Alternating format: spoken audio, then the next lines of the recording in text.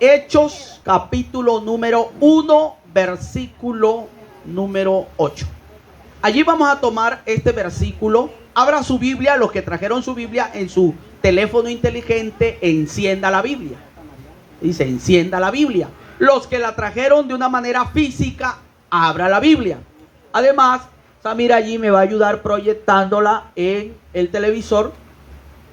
Hechos capítulo 1, versículo 8. Quiero hablarles de esta palabra porque quiero que toda la iglesia, además, incluyendo los niños, que ya lo hice, por eso no estuve predicando 2 domingos atrás, sino que la pastora estuvo en la serie que estuvo enseñando, porque a los niños más grandecitos yo les estuve enseñando acerca del Espíritu Santo, porque es importante que ellos sepan quién es el Espíritu Santo, lo que implica el Espíritu Santo y todo lo demás. Bueno, dice la palabra de Dios de la siguiente manera, en el nombre del Padre, del Hijo y del Espíritu Santo. Amén. Pero recibiréis poder cuando haya venido sobre vosotros el Espíritu Santo. Y me seréis testigos en Jerusalén, en toda Judea, en Samaria y hasta lo último de la tierra. Lo leemos nuevamente. Pero recibiréis poder cuando haya venido sobre vosotros el Espíritu Santo.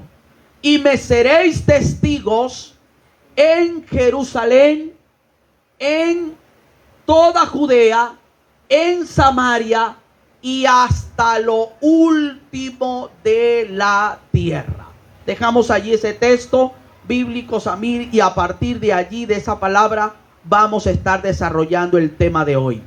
Vamos a hablar acerca de esto que el Señor quiere ministrar a nuestras vidas, que entre otras cosas, este mensaje se está olvidando dentro de las iglesias y ya no se habla de la persona del Espíritu Santo, y que el Espíritu Santo es quien nos da poder, autoridad, quien nos da la sabiduría, el consuelo, la fortaleza para nosotros poder afianzarnos y resistir toda tentación o cualquier situación que ocurra en esta tierra. Es más, señores, quien está, oiga esto y anótelo con letras mayúsculas, quien está con nosotros hoy en día es el Espíritu Santo. Se los voy a explicar más adelante con el sustento de la palabra para que usted comprenda la necesidad. Esto no es una opción, es una necesidad de que usted pueda intimar, pueda desarrollar una relación personal con el Espíritu Santo de Dios. Cada integrante de la Trinidad tiene su función y su importancia. ¿Cuál es la Trinidad? Padre, Hijo y Espíritu Santo. Mire, cuando yo estaba hablándole esto a los niños allá, a los niños de 9, de 10, a sus hijos, uno de ellos me preguntó y me dijo: pastor, si el Espíritu Santo, mire esto, cómo se le ocurrió a ese niño decirme, si el Espíritu Santo está de tercero, es porque él sacaba sus conclusiones y dijo, pues si es el tercero, quiere decir, pastor, que él es menor que el Hijo y menor que el Padre. Cuando él me hizo esa pregunta, yo entendí que él obviamente se fue por simple lógica y dijo, pues si el Padre lo mencionan de primero y al Hijo de segundo y dejan el Espíritu Santo de tercero, él concluye en su mente que si es el tercero, pues es de menor autoridad que el Hijo y de menor autoridad que el Padre. Entonces yo tuve que entrar a explicarle y a decirle, no es así. Solamente que en la Biblia, de acuerdo al contexto de la enseñanza de la Trinidad, el hecho de que se haya mencionado de tercero no lo hace menos importante que el Hijo, ni menos importante que el Padre, porque a la verdad los tres son uno solo. Y me decían, ¿y cómo, pastor? Ok. Me pusieron en aprieto los pelados, porque esto es un misterio.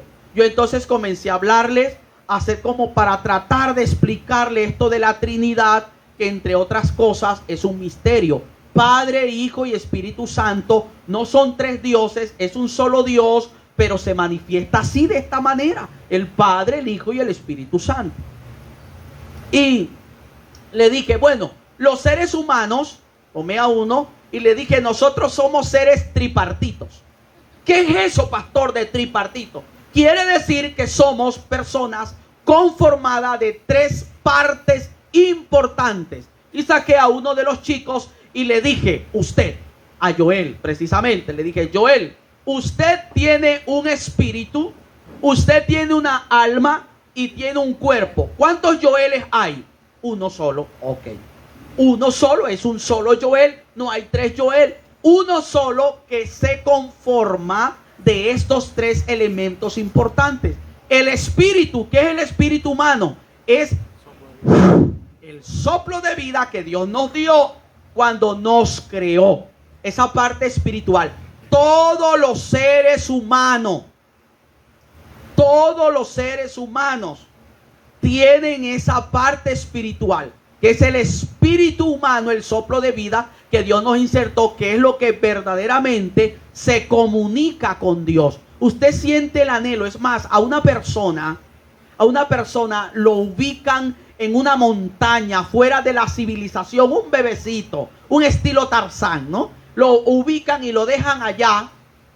Esa persona, sin saber de Biblia, sin saber de tecnología, sin saber de nada, su parte espiritual, de una manera natural, va a tender a buscar algo que esté por encima de él. Por eso es que usted va a ver que la gente en la antigüedad adoraba al sol, porque el sol está arriba, porque el sol es algo magnífico, es algo, o adoraban los árboles grandes, o una piedra, qué sé yo, siempre el maíz, bueno, muchas cosas. Entonces, porque es algo que hay dentro del ser humano que tiende a buscar a su creador, a alguien que lo creó, el soplo de vida, la conexión espiritual con el Dios Todopoderoso, y que la gente no lo sabe, la ciencia no lo entiende, y de allí que vienen los vacíos espirituales y emocionales, y la gente trata de llenar esos vacíos con cosas. Por ejemplo, van al centro comercial, se van de viaje, lo quieren llenar con el dinero, con el trago, con la droga, qué sé yo, tratando de llenar esos vacíos espirituales con situaciones de esas, y están equivocados, porque solamente esa parte se llena con Dios, la parte espiritual, recibiendo a Jesús como el único y exclusivo Salvador de nuestra vida. La psicología a veces no lo entiende, la psiquiatría, la ciencia no entiende estas cosas, y lo mandan a usted, vaya y váyase al centro comercial y compre ropa, y váyase a tal cosa, y cuando usted regresa a la casa con cantidades de ropa y mucho dinero, y tiene carros y casas y viajes, siente o sigue sintiendo ese mismo vacío. ¿Por qué? Porque usted necesita llenar esa parte espiritual, es con algo espiritual, y eso únicamente lo llena Dios o Jesús. Ok, eso es importante, esa comunicación con Dios que tiene que ver con el espíritu. ¿Qué es el alma? El alma, Maribel les enseñaba a tus chicos, a tus niños, que se compone de tres elementos importantes. También el alma se compone de las emociones, la voluntad y el intelecto. Ya la psicología adoptó y entendió este concepto, y también ellos entendieron que el alma se compone de estos tres elementos, lo que la misma Biblia enseña. Los seres humanos tenemos espíritu, tenemos alma, que es la parte inmaterial que está dentro de nosotros, que se compone del intelecto. Usted piensa porque tiene una alma. Tiene voluntad porque tiene una alma. Toma decisiones porque tiene una alma. usted siente, usted llora, manifiesta emociones porque tiene alma. Y la parte física, que es este estuche lindo que usted está viendo hoy aquí. Recuerde que los perfumes caros vienen en envases pequeños. ¿Sí o no? Esa es la parte física. Entonces, estamos la parte física. Les voy a dar el orden constitucional del ser humano. Anótelo, que nunca se le vaya a olvidar. Nosotros somos un espíritu que tiene un alma y habita en un cuerpo. Oiga, anote esto. Nosotros somos un espíritu que tiene un alma y habita en un cuerpo. Eso éramos nosotros. Le digo éramos cuando estábamos en el perfecto equilibrio antes de caer de la gracia en el huerto del Edén. Cuando Dios creó al hombre, lo que dominaba al ser humano era la parte espiritual. Ni siquiera era la parte almática, no. Porque las emociones tienen que estar sujetas a la parte espiritual. Éramos seres espirituales. Cuando le hablo de seres espirituales, no era que no se veían, ¿no? Porque estaban constituidos de cuerpo y se veían, sino la espiritualidad. Hablo de la espiritualidad. El hombre, Jason, conversaba con Dios cara a cara, face to face, en el huerto del Edén. No había intermediarios, no había nada. La Biblia dice, usted lo puede leer, que Dios se paseaba en el huerto al aire del día y hablaba con el hombre face to face, cara a cara. Eso es lo que se llama espiritualidad. Estaba dominando la parte espiritual. Cuando el hombre desobedeció, Rommel, entonces se distorsionó la parte espiritual de tal manera que el hombre muere espiritualmente. Viene la separación, porque eso es lo que significa muerte, muerte espiritual, la separación del hombre y Dios. Cuando el hombre pecó, ya no hablaba con Dios cara a cara. Cuando puso la voluntad de él primero por encima. Exacto. Entonces todo se distorsionó. Ya no dominaba la parte espiritual en él, sino que entonces el alma tomó dominio y se volvió un hombre almático. Dominaba la voluntad de él, no la voluntad de Dios en él, sus emociones, y se distorsionó todo, señores, de tal manera que el cuerpo comenzó a enfermarse. Antes el cuerpo no se enfermaba, no habían enfermedades, no habían terremotos, no habían virus, no había nada. El hombre estaba en perfecto equilibrio con Dios en su parte espiritual. El pecado le abrió la puerta total a toda la catástrofe que vemos hoy en día en el mundo entero. Ese es el problema. El problema no es la falta de plata. El problema no es la falta de plata en este mundo, porque está demostrado que el hombre lo tenía todo en el huerto del Edén. No más era estirar la mano y saciarse de todo. El problema y la situación caótica que se vive en el mundo entero es a raíz del pecado, la desobediencia y del hombre haberse apartado de Dios y haberse dado la espalda a Dios. Es ahí donde está el problema y radica todo. ¿Qué es lo que hacemos nosotros, Hanner, como predicadores? Tratar de volver a la gente al diseño original que teníamos antes. Que vuelva entonces la vida de Dios a ti. ¿Cómo vuelve la vida de Dios? Recibiendo a Jesús como tu único y exclusivo Salvador, para que ahora Él sea el puente entre el hombre. Él es el puente que nos comunica con Dios. Porque nosotros habíamos hecho esa separación. Ahora ya estamos comunicados con Dios a través del sacrificio de Cristo, que es el puente que nos comunica con el Dios Todopoderoso. Y por eso es importante recibir a Jesús como nuestro único y exclusivo Salvador de vida, porque fue Él quien murió en la cruz del Calvario, haciendo el puente de comunicación entre la humanidad perdida aquí en la tierra y el Dios Todopoderoso. Pastor, usted sabe que lo más tremendo es hablar con una persona que sea unitaria. Ok, sí, señor.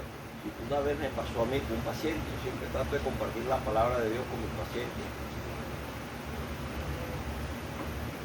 Y me dijo ellos, yo soy cristiano, y dice, ¿usted es pentecostal? No, yo soy cristiano evangélico, seguidor de la mentira de Cristo, es lo que siempre digo. Exacto. Pero pentecostal, usted no lo va a salvar la pentecostal, o yo. Exacto.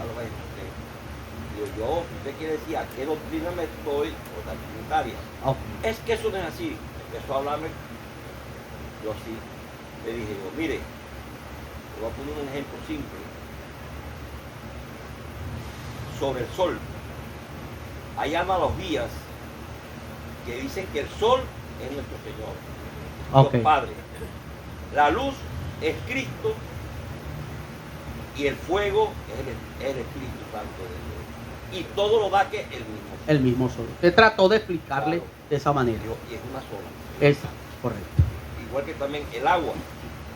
El agua se convierte en la líquida, es Dios. El sólido es Cristo y el vapor es el Espíritu Santo. Okay. Y todo es agua Ok, usted, usando como el estado de la materia. de la materia. Ok. Y que ahí fue donde lo pude callar. Y es una sola. Ok, ya le entendí, médico. Claro, porque es que esto es un misterio. El estado de la materia, usted toma un hielo, un cubo de hielo, que era lo que Hanner estaba diciendo, un cubo de hielo, a la vez es sólido, luego puede pasar a ser líquido y luego puede pasar a ser gaseoso. Pero es un solo cubo de hielo. Somos seres tripartitos conformados de espíritu, alma y cuerpo. ¿Ok? Entonces, eso es como para tratar de enseñarle acerca de la Trinidad, y cada uno en su lugar tuvo su función importante. El Padre es el creador. El Padre es el creador. ¿Cuál fue la función del Hijo? Salvación. Salvación, venir a la tierra. Dios el Padre envía a su Hijo a venir a la tierra a morir por nosotros. El sacrificio. ¿Cuál es la función del Espíritu Santo? Consolar, guiar a la iglesia, fortalecer a la iglesia.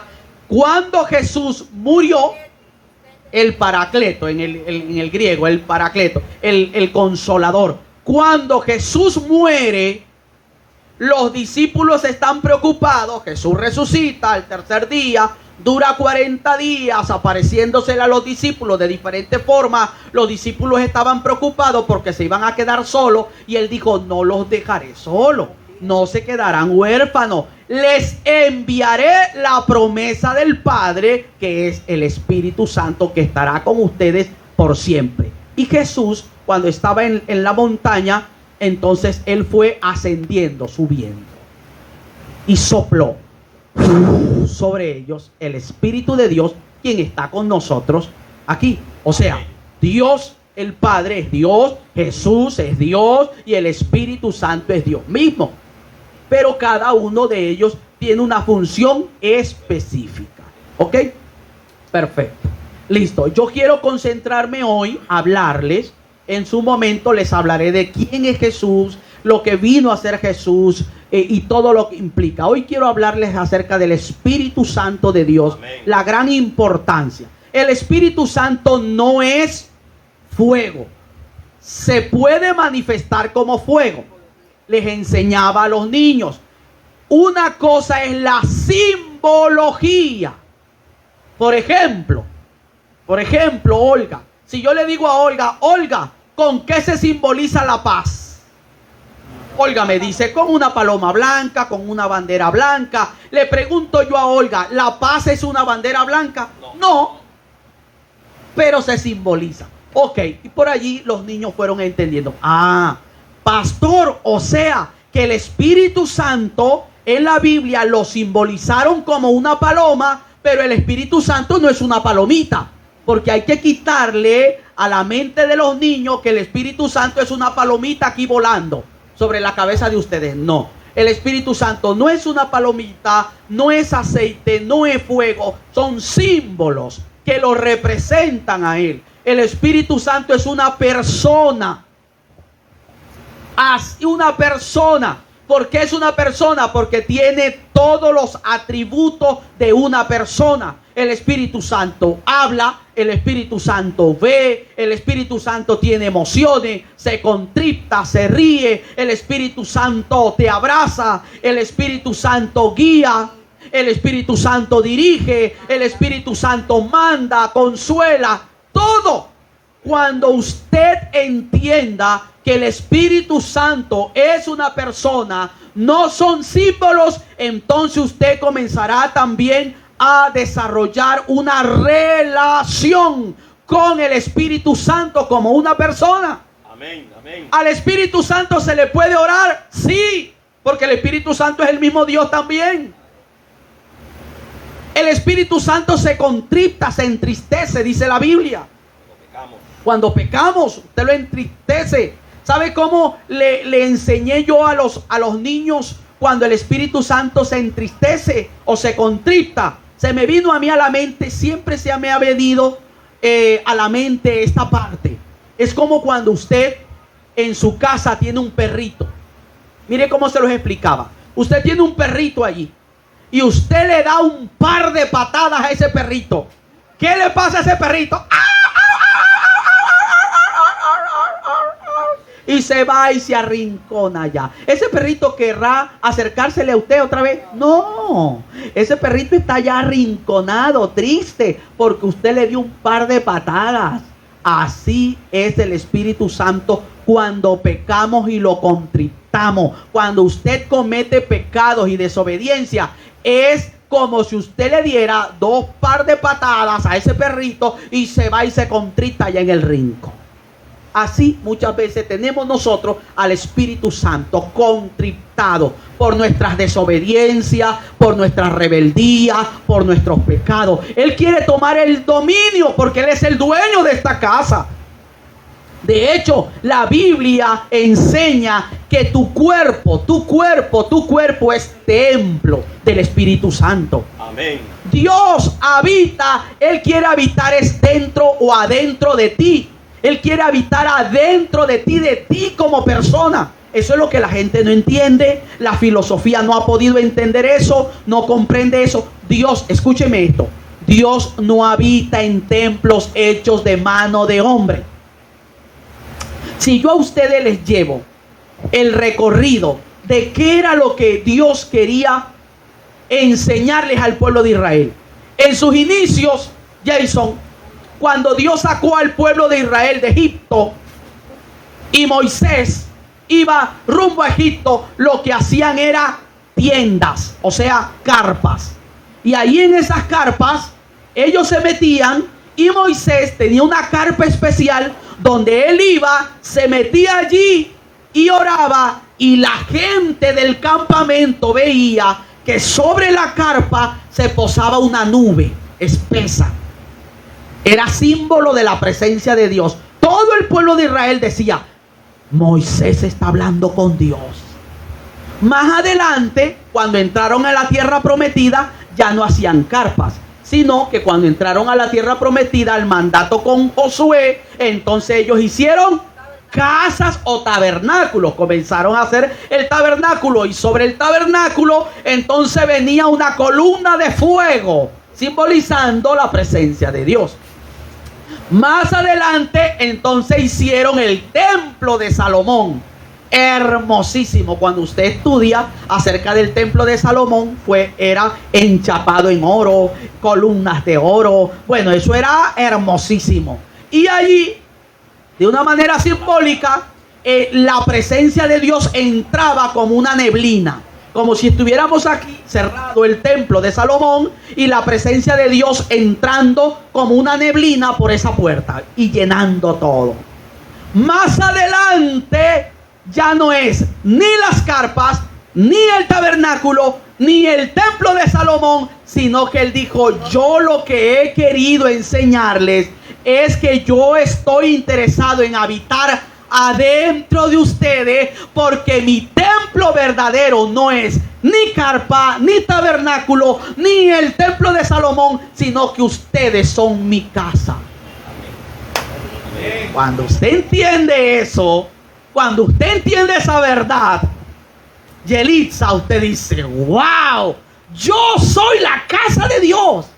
No es este kiosco, señores. Es usted.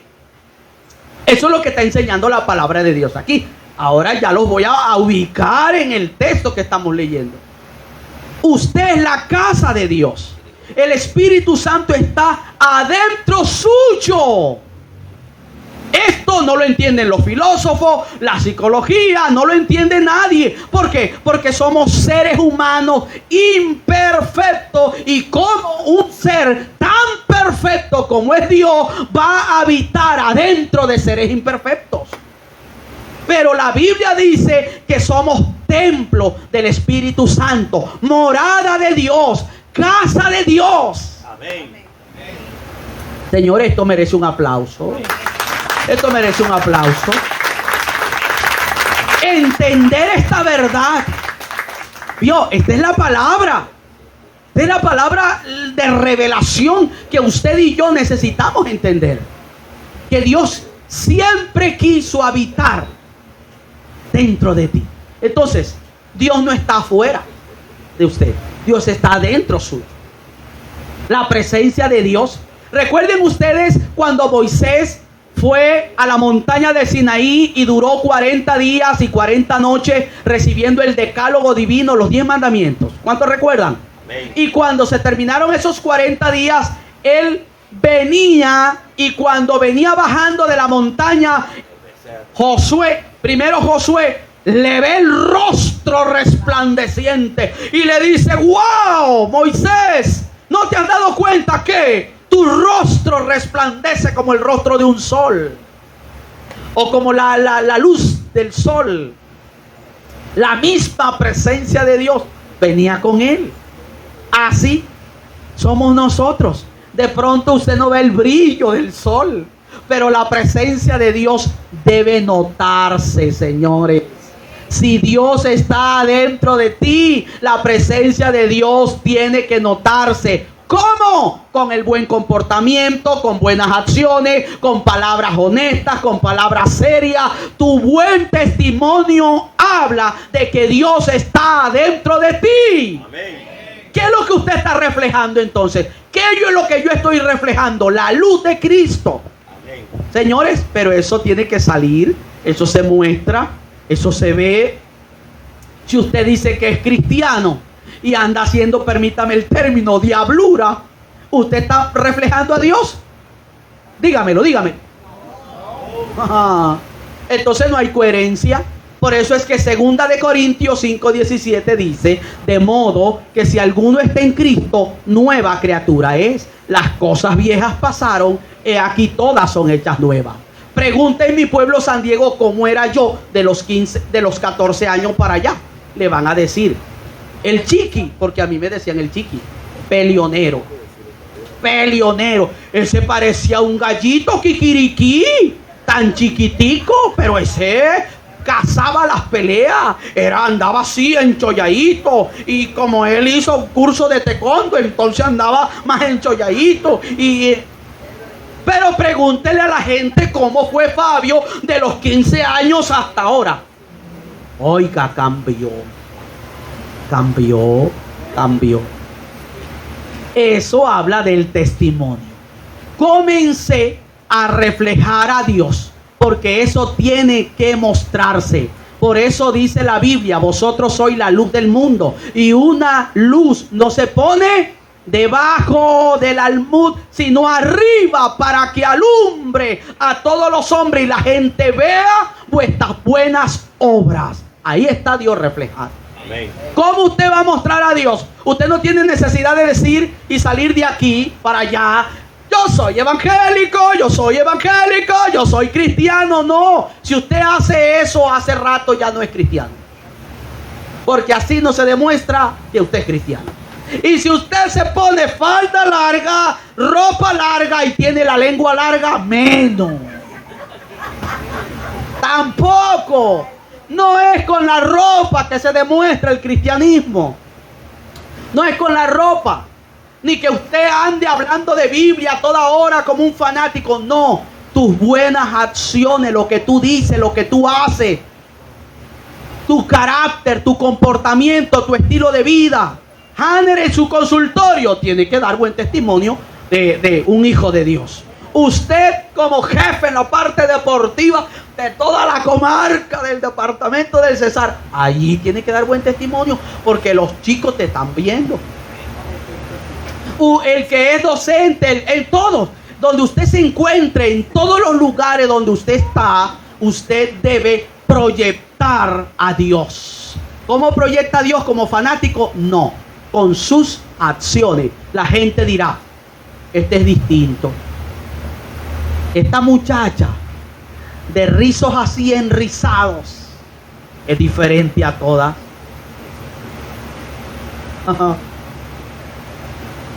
Es organizada, seria, puntual, hace sus cosas. En la oficina se acostumbran a robarse los lápices, pero cuando el jefe va a tu oficina encuentra todos los lápices que colocó. Él dice, epa, este es diferente.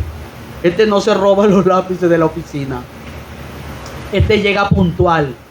Este es serio. Cuando el jefe te prueba con dinero, cuando hay gente que te prueba con cosas y usted es capaz de decir, jefe, se compró esto, se compró esto, se compró esto, aquí está la factura y aquí está el resto. Ah, faltó una monedita de 100, aquí está. Y usted va. El jefe dice, epa, este es diferente. Cuando usted rinde cuentas, cuando usted entrega cuentas, la gente ve y así nota que Dios está contigo. Y es la manera de mostrar a Dios. Y Dios vive adentro de nosotros. Pero no solamente eso, sino que se cumple lo que dice el texto, que Él nos da poder. Señores, este mundo en el cual nos encontramos, tenemos que enfrentar este mundo es con el poder del Espíritu de Dios en nuestra vida. Les voy a explicar. Todos tenemos el Espíritu Santo. ¿Cuándo? En el mismo momento que usted recibió a Jesucristo como su único y exclusivo Salvador de vida, y usted dijo, Señor, yo te recibo, te acepto como mi único y exclusivo Salvador, te invito a vivir en mi vida, te invito a vivir en mi ser, para no redundar. En ese mismo instante, el Espíritu de Dios vino sobre usted. Ya, el Espíritu de Dios habita adentro suyo. Otra cosa es la llenura del poder de Dios para ser testigos. ¿Qué fue lo que ocurrió en Hechos capítulo 2? Todos tenemos el Espíritu Santo. Todos los que están aquí tienen el Espíritu Santo.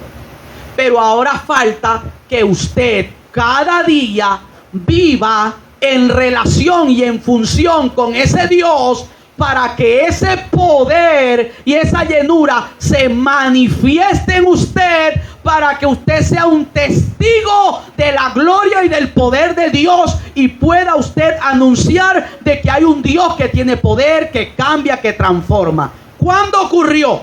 Señores, cuando yo sigo Hechos capítulo 1, Hechos capítulo 2, veo acerca de la venida del Espíritu Santo el día de Pentecostés. 50 días después de la Pascua. ¿Cuándo murió Jesús? En la Pascua. En la fiesta de la Pascua murió Jesús. Un viernes por la tarde. Como ya se iba a hacer el día de reposo, lo bajan de la cruz unos discípulos que se hicieron discípulos de él, como José de Arimatea, Nicodemo, eran pudientes, tenían una tumba nueva, y le pidieron a los soldados y a María que pudieran llevar ese cuerpo en esa tumba nueva. Depositaron a Jesús allí, pero Jesús había dicho, al tercer día yo voy a resucitar. Se cumplió ese tercer día, primer día de la semana, domingo. María Magdalena fue a llevarle especies aromáticas al cuerpo y vio la piedra removida y ya no vio el cuerpo. Se asombró. Cuando iba a decírselo a los discípulos, a Pedro y a Juan, se encontró a un hombre con vestidura resplandeciente en el camino. Y ella entendió que era su maestro. Señores, el gran privilegio de las mujeres, ni siquiera los hombres. ¿Quién vio por primera vez a Jesucristo resucitado? Las mujeres. María Magdalena, nada menos y nada más. Y ¿cuál fue la condición de María Magdalena antes? María Magdalena estaba poseída por 7 demonios, dice la Biblia. 7 demonios. Era repudiada. Sin embargo, Dios a ella la limpió, la salvó y le dio el privilegio de ser la primera. Ni siquiera Pedro, señores.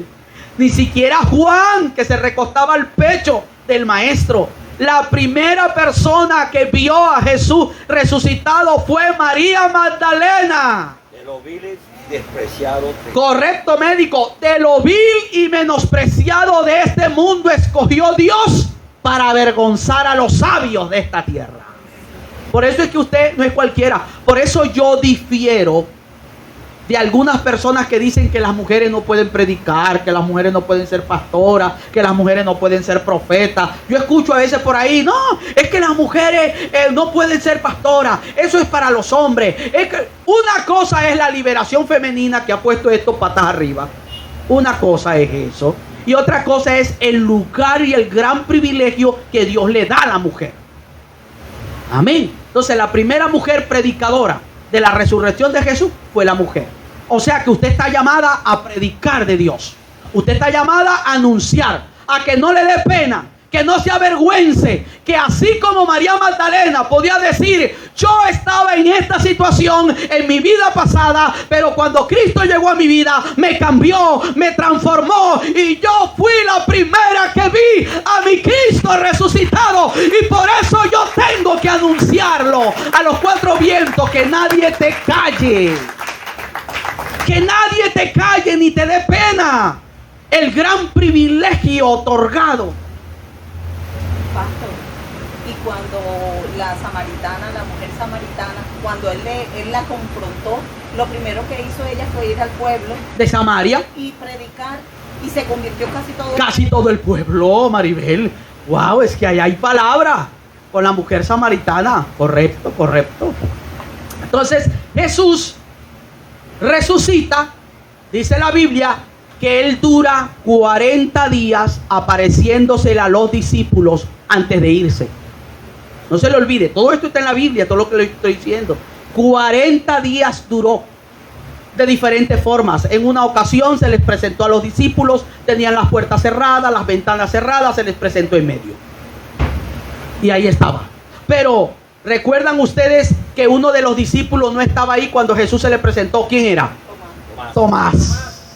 Y Pedro y Juan comenzaron a decirle, Tomás, el maestro resucitó. Y dijo él, a otro con esa mentira, ver para creer. Ay, Jesús conocía eso. Y luego Jesús se les presentó en otra ocasión. Estaban todos los discípulos allí y se les presentó en medio. ¿Y sabe dónde fue directamente? Le dijo, Tomás, mete aquí, Tomás. Tomás, mete aquí. Tomás, porque has visto, has creído. Bienaventurado aquel que sin ver cree.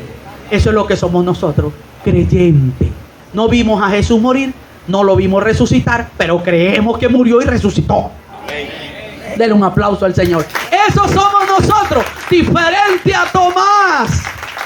Creemos y creemos en nuestro corazón. Nadie puede arrebatarnos esa verdad.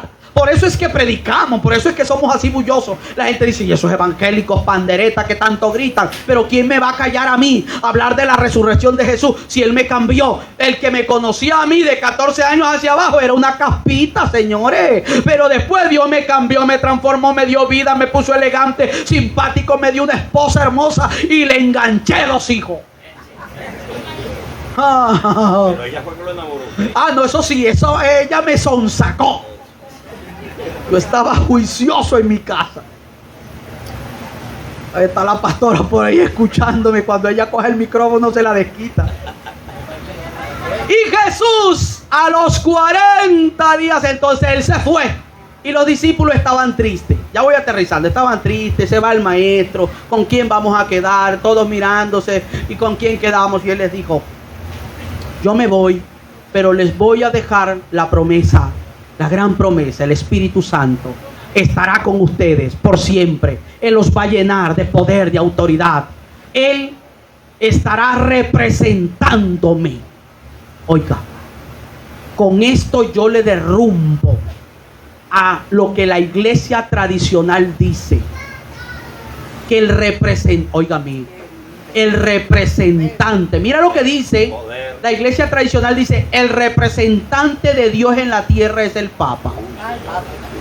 El representante de Dios en la tierra no es ni papa, ni pastor, ni apóstol, ni nadie. El representante de Dios en la tierra es el Espíritu Santo. Amén. Porque a quien dejó Jesús que lo representara en todo fue a su Espíritu Santo. No es ni pastor, ni cura, ni papa, ni nadie. Al Espíritu Santo es el representante mayor de la Trinidad, de ese gran poder que está dentro de cada uno de nosotros. Entonces, el día de Pentecostés vino el Espíritu Santo.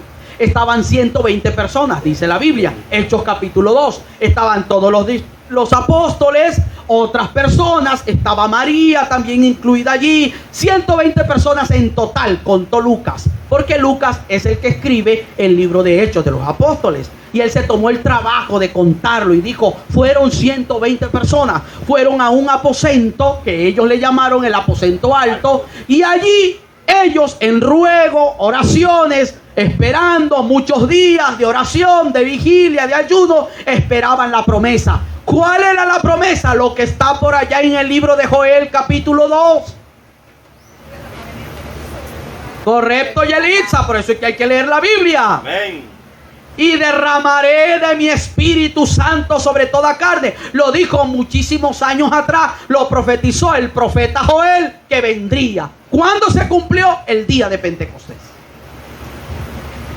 Como a las 9 de la mañana, Maribel, vino el Espíritu Santo. Eso estaba repleto. ¿Por qué? Porque era una fiesta.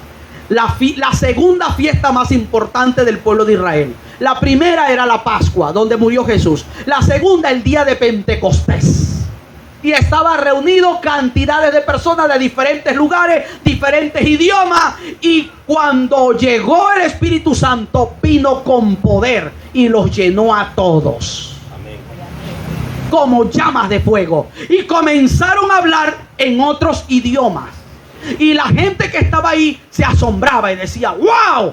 ¿Cómo Pedro, que es un pescador, que no ha estudiado, que es del vulgo, cómo le escuchamos hablar en nuestro propio lenguaje las maravillas de Dios? Y todos hablaban en lengua y adoraban a Dios, y la gente estaba atónita, asombrada. ¿Por qué? Porque ellos sabían que los apóstoles eran gente sin letra. No sabían solo el arameo, lo que ellos habían nacido en su lengua original, en el vulgo por allí. Lucas, el único que era. Lucas, claro, que eran letrados, ellos eran muy letrados, exacto, y todos se asombran y dicen: algo tiene que estar pasando aquí. Entonces Pedro se pone en pie y da su primer discurso y dice: señores israelitas que están aquí, lo que hoy veis, sígame ahí, Hechos capítulo 2, todo lo que yo le estoy dando así como yo lo estoy haciendo, yo me imagino que Pedro hizo. Señores judíos, lo que hoy ven ustedes aquí reunidos es lo que Dios anunció a través del profeta Joel. Amén. Era necesario que Cristo, aquel que ustedes negaron, que ustedes mataron, y ellos quedaban así. Nosotros sí, ustedes lo mataron en la fiesta de la Pascua. Y el Espíritu Santo, cuando él hablaba, claro, como estaba lleno de poder, porque hay que predicar es con poder. El Espíritu Santo penetraba el corazón de la gente, Samir, y la gente decía: wow, no, nosotros lo matamos, fuimos nosotros los que matamos a Cristo, era el verdadero Mesías. Porque hay una parte del pueblo judío que no cree que Jesucristo vino, todavía lo están esperando, pero ya hay una parte que creyó en Cristo. Ustedes, entonces alguien dentro del pueblo se levanta y dice: Pedro, ¿y entonces qué vamos a hacer si nosotros matamos al Mesías? ¿Qué haremos nosotros? Bautícense todos en el nombre de Jesucristo y recibiréis el don del Espíritu Santo, y así van a recibir el perdón. Y se convirtieron en la primera prédica, Sonia, 3,000 personas. Aquel que lo negó, Pedro, aquel que lo negó, ahora de una manera valiente, se había puesto sobre sus pies y había dado su primer discurso, y 3,000 personas se convirtieron todas y dijeron: ahora queremos seguir al Señor. Señores, voy terminando. Primero eran 12. Después, cuando usted va leyendo, eran 70. Después fueron 120. Después fueron 3,000 más 120. Y más adelante hubo otro segundo discurso y se convirtieron 5,000 personas. Señores, y han pasado décadas y décadas y años, más de 2,000 años, y hoy somos miles y miles y miles y miles y miles y miles sobre la faz de la tierra, porque el Cristo que predicamos es un Cristo vivo. Aleluya. Señores, ¿cómo no sudar la camiseta por ese Cristo? Vea.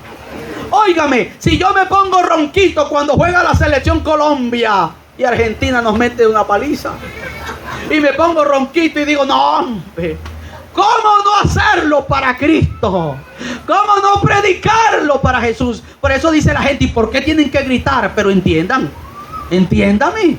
La emoción. Sí, algo hay en mí en este momento. Entiéndame la llama que tengo, esa llama que se me metió por dentro, que la tengo dentro de mí. Ese Dios que me cambió, que me transformó y que dice que seremos testigos. Pregúntame a mí para yo decirte de qué soy testigo yo. Era un maleducado, decía malas palabras, era un gallito kikiriki, y Dios me ha transformado en una mansa paloma. Un hombre bello, elegante, hermoso. Que lo diga la pastora. Que lo diga la pastora. Pregúntale a Jason cómo era Jason años atrás, cómo es ahora. Pregúntale a Pipe cómo era Pipe atrás, cómo es ahora. Pregúntele a cada uno de ustedes, y ese es el testimonio.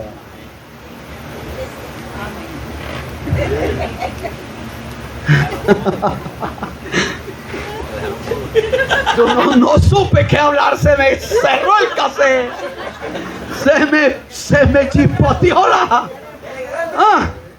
Y esa pastora cada día se está poniendo más simpática, ¿no? Vea cómo la tengo yo, pura bienestarina, mi hermano.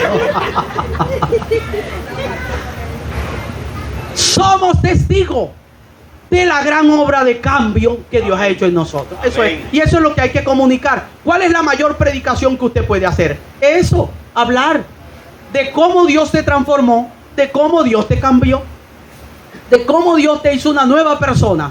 Y a partir de este momento, lo único que podrán decir la gente que te conoce es: era antes un borracho, era antes un maldiciente, era antes tal cosa. No se le podía decir nada porque esa mujer, caramba, tiraba la olla y el caldero. Ya ahora Dios la ha cambiado, ya Dios la ha transformado, ya es una nueva criatura, ya es una nueva persona. Gracias, amor. Cuida este templo, ellos, para que te lo goces más tarde.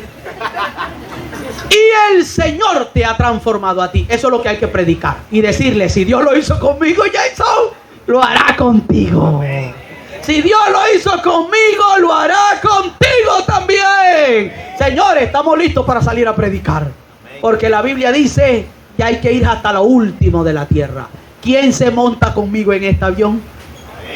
Levante la mano derecha el que se monte conmigo en este avión para ir donde Dios nos mande. Colóquese sobre sus pies. Donde Dios nos mande. Si hay que ir a Guacoche, Guacochito, allá vamos. A los corazones. A los corazones.